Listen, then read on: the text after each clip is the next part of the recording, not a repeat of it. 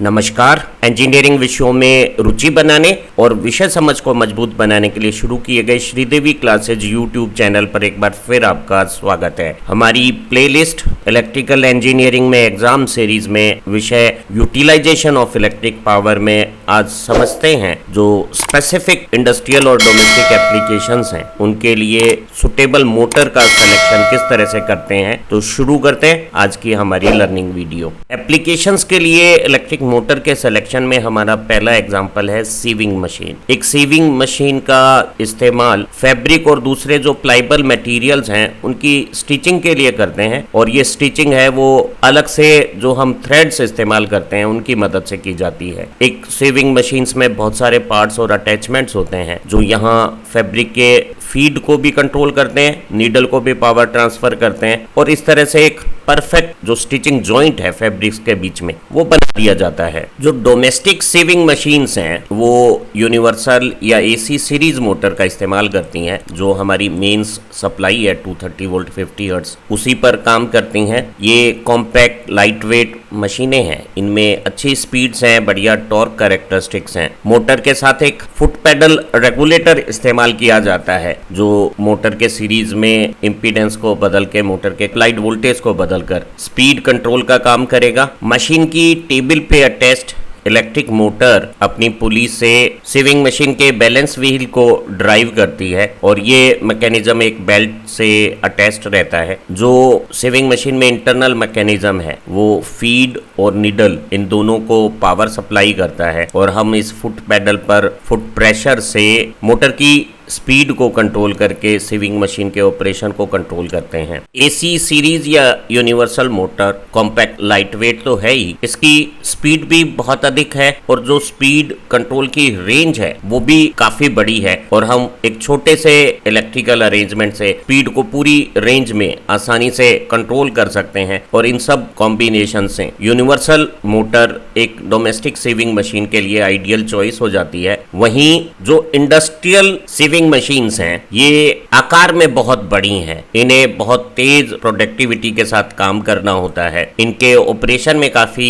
जटिलता है, इनके साइज और टास्क में भी बहुत सारे वेरिएशंस हो सकते हैं। तो इन्हें चलाने के लिए हम एसी सीरीज मोटर्स का इस्तेमाल नहीं करते हैं। इंडस्ट्रियल सीविंग मशीन्स की ड्राइव के लिए हम रग्ड, इकोनॉमिक, रिलायबल और रिलेटिवली मेंटेनेंस फ्री सिंगल या 3 phase squirrel cage induction motor का इस्तेमाल करते हैं, क्योंकि ये मोटरें कांस्टेंट स्पीड्स की होती हैं। हालांकि हम 2 पोल की कॉन्फ़िगरेशन के साथ स्पीड को हाईएस्ट 3000 आरपीएम के आसपास रख सकते हैं, लेकिन स्पीड सीविंग मशीन्स को वेराइंग नेचर की चाहिए, तो स्पीड के कंट्रोल के लिए एक अलग से मैकेनिकल क्लच ड्राइव का इस्तेमाल किया जाता है, और ये क्लच है सिलाई की सीम की जरूरत है उसके हिसाब से बहुत अच्छे प्रिसीजन से भी स्पीड को कंट्रोल कर सकता है। तो एक रग्ड 2 पोल की high speed squirrel cage induction motor जो सिंगल फेज सप्लाई पे भी हो सकती है और 3 फेज सप्लाई पे भी हो सकती है, उसकी मदद से हम इंडस्ट्रियल सीविंग मशीन्स को ड्राइव करते हैं, और स्पीड कंट्रोल के लिए मैकेनिकल क्लच का इस्तेमाल किया जाता है। हमारी अगली डोमेस्टिक एप्लीकेशन रेफ्रिजरेटर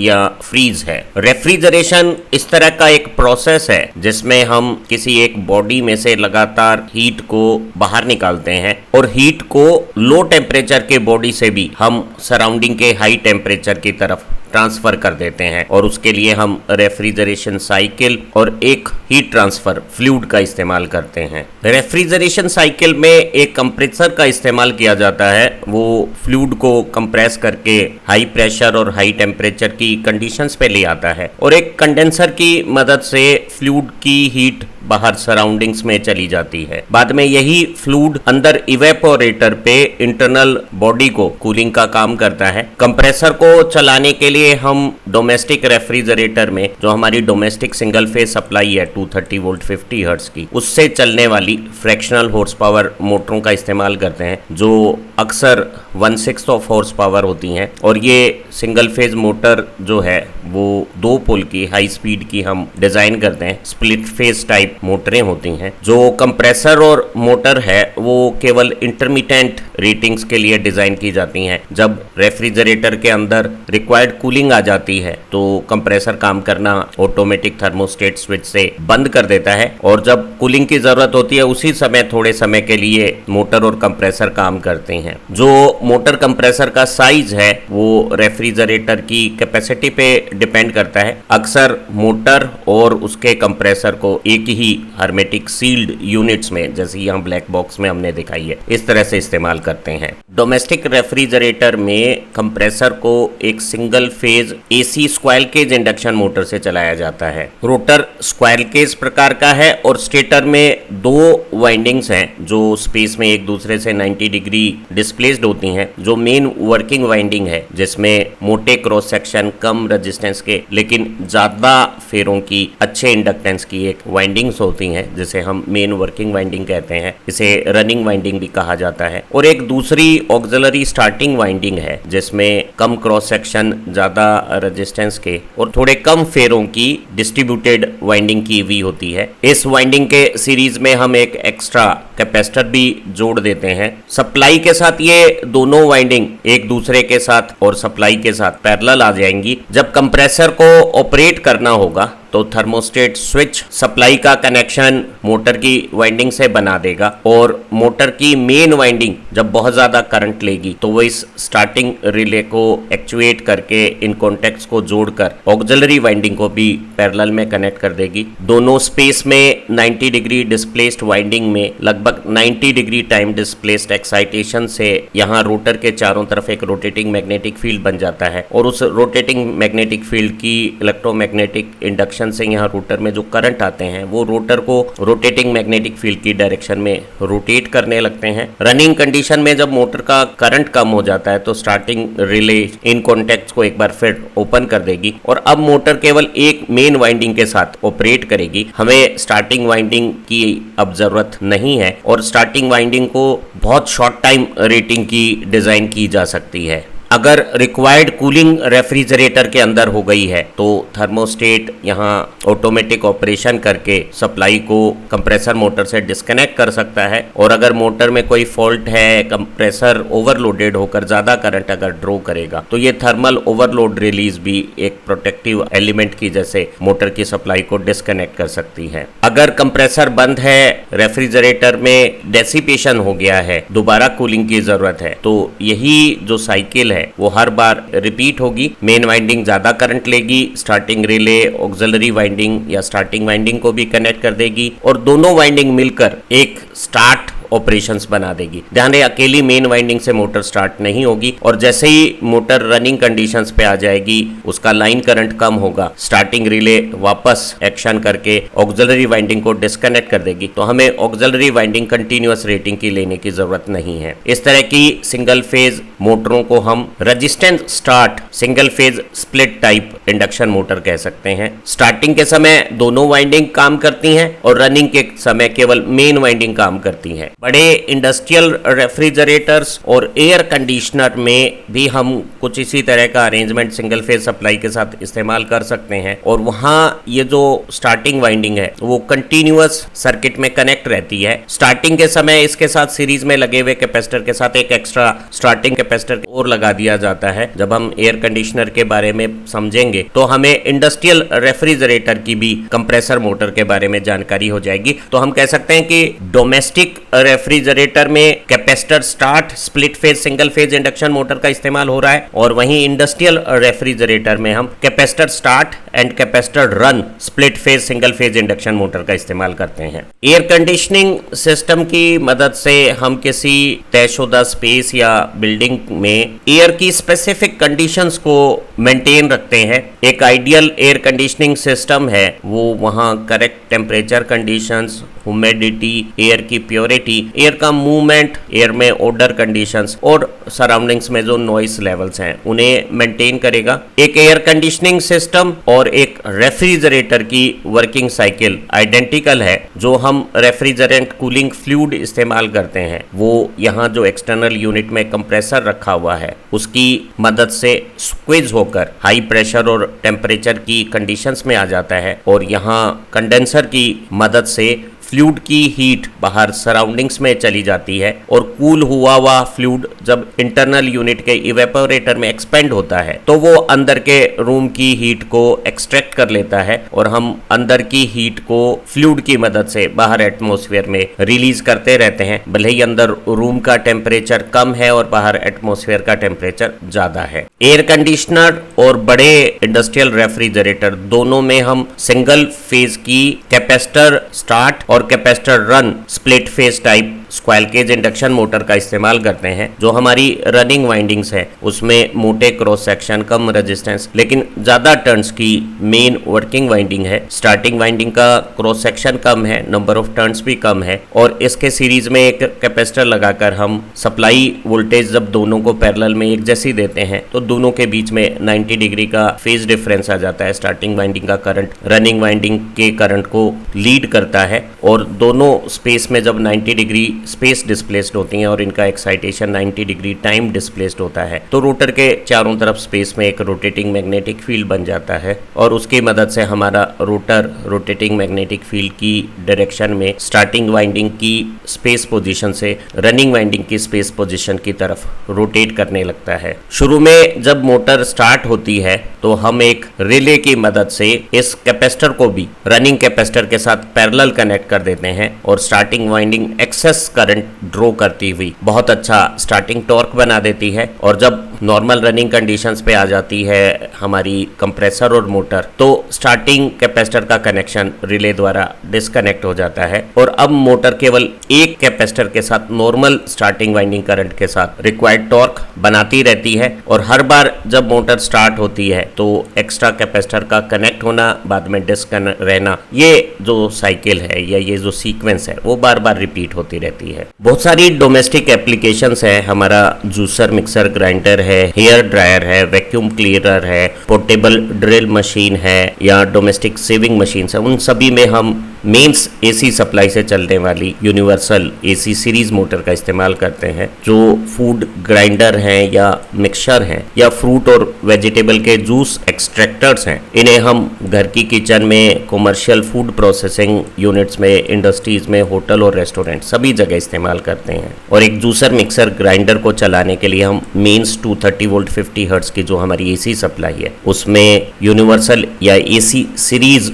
मोटर का इस्तेमाल करते हैं। जो डोमेस्टिक जूसर मिक्सर्स में 600 वाट या 750 वाट रेटिंग्स की हो सकती है और इसमें फील्ड वाइंडिंग के कनेक्शंस की टेपिंग सिलेक्शन से हम 3 अलग अलग स्पीड पे से ऑपरेट कर सकते हैं। ये जो जूसर मिक्सर ग्राइंडर की मोटरें होती हैं वो 30 मिनट तक लगातार कंटिन्यूअस जो रेटेड पावर है उसे देने के लिए डिजाइन की हुई होती है। इन मशीनों की नो लोड स्पीड काफी अच्छी 18,000 से 20,000 आरपीएम हो सकती हैं और लोड आने पर हम इनकी स्पीड में कुछ डिक्रीमेंट बड़ी रेंज में पा सकते हैं और वो 12,000 आरपीएम के आसपास है। सभी इस तरह की सीरीज मोटर में ओवरलोड से बचने के लिए सीरीज में एक ओवरलोड प्रोटेक्टर इस्तेमाल किया होता है जो रीसेटिंग प्रकार का है। अगर एक बार ओवरलोड प्रोटेक्टर ऑपरेट हो जाता है तो वो मोटर को सप्लाई से डिस्कनेक्ट कर देता है। मोटर को कूल करने पर एक्सेस लोड को हटाने के बाद जब हम ओवरलोड प्रोटेक्टर को रीसेट करते हैं तो मोटर की सप्लाई से दोबारा कनेक्टिविटी अपने आप बन जाती है। जो हमारी दूसरी घरेलू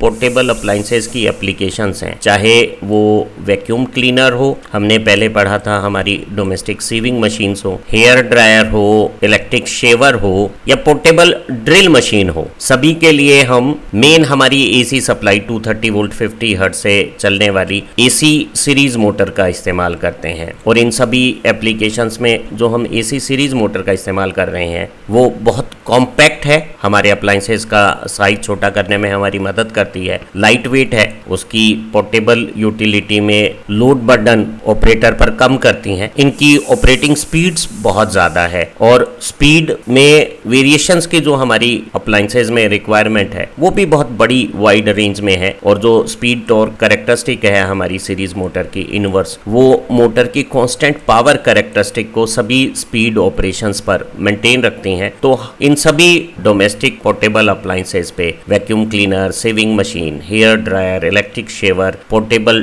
ड्रिल्स में हम single phase AC series motor का इस्तेमाल करते हैं। जो फैन और पंप एप्लीकेशंस हैं उसमें मोटर के ऊपर जो टॉर्क की रिक्वायरमेंट है वो ऑपरेटिंग स्पीड के स्क्वायर प्रोपोर्शनल है और पावर स्पीड के क्यूबिक प्रोपोर्शनल होती हैं। तो ऐसी मोटरों में इनिशियली जब स्टार्ट करते हैं स्पीड कम होती हैं तो बहुत ज्यादा स्टार्टिंग टॉर्क की जरूरत नहीं होती है। प्रोसेस की रिक्वायरमेंट में एयर या फ्लूइड के सर्कुलेशन के लिए हमें किसी कांस्टेंट स्पीड की जरूरत होती है, तो हमें एक ऐसी मोटर चाहिए जो ज्यादा स्टार्टिंग टॉर्क भले ही ना बनाए लेकिन रनिंग कंडीशन में अच्छा टॉर्क बनाते हुए कांस्टेंट स्पीड को मेंटेन रखे। उसका एफिशिएंसी लेवल अच्छा होना चाहिए। एसी सप्लाई में काम करते हुए वो अपना पावर फैक्टर भी अच्छा डिजायरेबल हाई मेंटेन रखें। तो हम फैन और पंप दोनों के लिए बहुत रग्ड, ऑलमोस्ट मेंटेनेंस फ्री, बहुत ज्यादा रिलायबल और सबसे ज्यादा इकोनॉमिक 3 फेज बड़ी पावर साइज में और सिंगल फेज छोटी पावर साइज में स्क्वायर केज इंडक्शन मोटर का इस्तेमाल करते हैं। अगर किसी फैन या पंपिंग एप्लीकेशन में स्पीड कंट्रोल्स की जरूरत होती है तो आजकल हम एसी मशीन्स में वेरिएबल फ्रीक्वेंसी ड्राइव्स का इस्तेमाल करके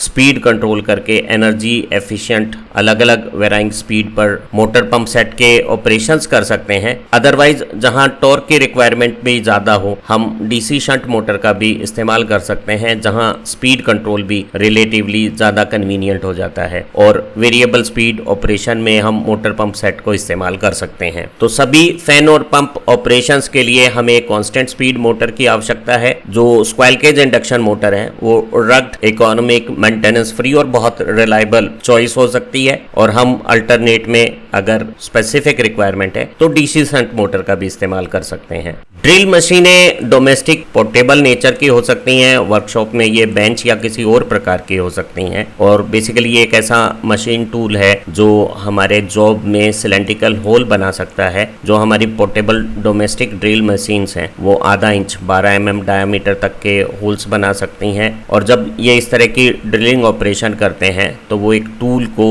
जॉब के अंदर रोटेट करते हैं और जो रोटेटिंग एज है ड्रिल बिट की वो हमारे जॉब पीस में से मेटल को रिमूव करके डिजायर्ड होल बना देती हैं। जो पोर्टेबल ड्रिल का जो मैकेनिज्म है वो कॉम्पैक्ट, छोटे आकार का और लाइट वेट होना चाहिए। तो हम single phase AC series motor या यूनिवर्सल मोटर्स का इस्तेमाल करते हैं जो बहुत कॉम्पैक्ट साइज में छोटी, लाइट वेट है ताकि इसे आसानी से इधर उधर ले जाया जा सके। सीरीज मोटर में टॉर्क कैपेबिलिटीज अच्छी हैं, स्पीड कंट्रोल इनहेरेंट अलग अलग स्पीड पर लोड टॉर्क की डिमांड के हिसाब से इसे काम कराता रहता है। तो हमारी ड्रिल एप्लीकेशंस के लिए सीरीज मोटर की कैरेक्टरिस्टिक परफेक्ट मैच हो जाती है। जो इंडस्ट्रीज में बेंच टाइप या दूसरी तरह के ड्रिल मशीन्स होती हैं उन्हें ज्यादा लोड के साथ काम करना होता है, तो हम यहाँ ज्यादा रग्ड, रिलायबल, मेंटेनेंस फ्री और इकोनॉमिक सिंगल फेज या ज्यादा पावर हो तो 3 फेज की स्क्वायर केज इंडक्शन मोटर्स का इस्तेमाल करते हैं। तो जो हमारी इंडस्ट्रियल ड्रिल मशीनें हैं उनमें स्क्वायर केज इंडक्शन मोटर का इस्तेमाल किया जाता है और जो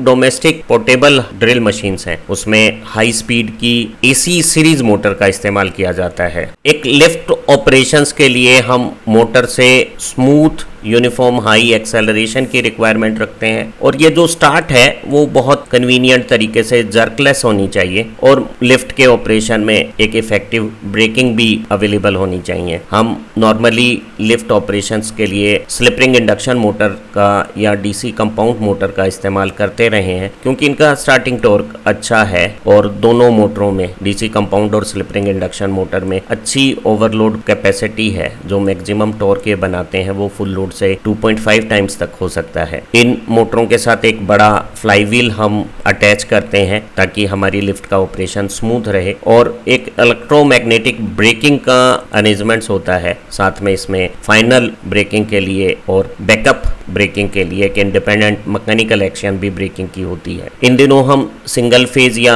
3 phase squirrel cage induction motor का भी इस्तेमाल लिफ्ट ऑपरेशंस में कर रहे हैं क्योंकि हमें जो आधुनिक थायरस्टर कंट्रोल्ड वेरिएबल फ्रीक्वेंसी ड्राइव्स हैं उनकी मदद से स्क्वायर केज इंडक्शन मोटर में भी स्टार्टिंग टॉर्क अच्छा मिल रहा है और हम बहुत स्मूथ हाई एक्सेलरेशन के साथ जर्कलेस स्टार्टिंग भी मैनेज कर सकते हैं। वेरिएबल फ्रीक्वेंसी ड्राइव्स के साथ रग्ड, मेंटेनेंस फ्री और economic squirrel cage induction motor है वो भी हमें स्मूथ ऑपरेशन दे पा रही है और ऑपरेशन के दौरान ये स्पीड और टॉर्क में जो स्टडीनेस चाहिए अलग अलग लोडिंग कंडीशंस पर, उसे भी मेंटेन कर सकती है। उम्मीद है आज की इस लर्निंग वीडियो से आपको domestic appliances, fridge, AC, sewing machines, portable drill, hair dryer, vacuum cleaner, lifts, इनकी कैरेक्टरिस्टिक और राइट सिलेक्शन ऑफ मोटर अच्छी तरह से समझ में आ गया होगा। इसी सीरीज की एक दूसरी वीडियो से आप इंडस्ट्रियल एप्लीकेशंस के लिए भी मोटर के सिलेक्शंस को